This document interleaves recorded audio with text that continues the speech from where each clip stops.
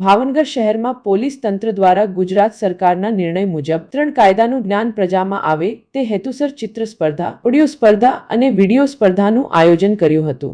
યોજાયેલી સ્પર્ધાઓમાં ભાવનગરમાંથી ભાગ લેનાર અને સ્પર્ધામાં વિજેતા લોકોને રોકડ ઇનામ અને પ્રોત્સાહન પૂરું પાડવામાં આવ્યું હતું।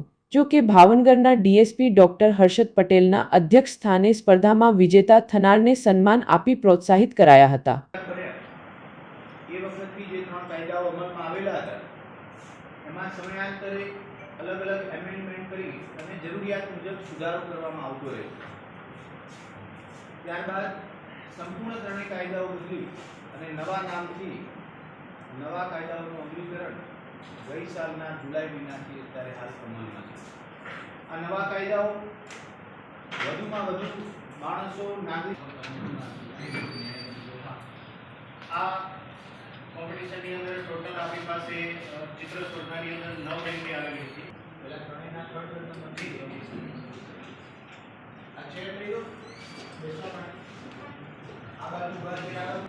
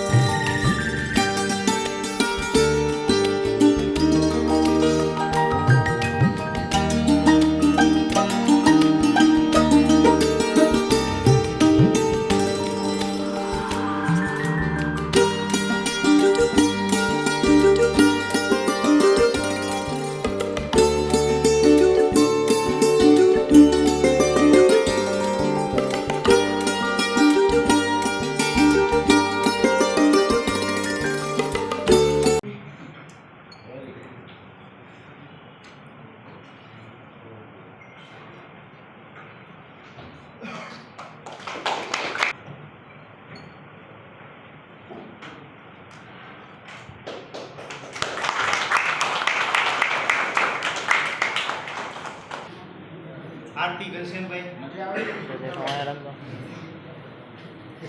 જે आरती घनश्यामભાई ડાબી આ બધું તો ભણા વિવેક શૈલેષના ઉજ્જવળ ભવિષ્ય માટે પ્રભુને પ્રાર્થના કરું। અત્રેથી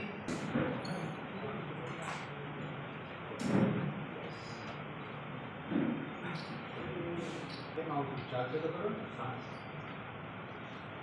પાછો આવે તો માંગતું ભરી પોલીસ વિભાગ દ્વારા 3 કાયદાઓની સરળ સમજણ માટે થઈ ચિત્ર સ્પર્ધા, ઓડિયો સ્પર્ધા અને વિડિયો સ્પર્ધાનું ભાવનગર જિલ્લા પોલીસ મારફતે એક આયોજન કરવામાં આવેલું। જેમ આપ સૌ જાણો છો એ મુજબ તેમાં ભાગ લેનાર તમામ કેટેગરીએ પોતાનું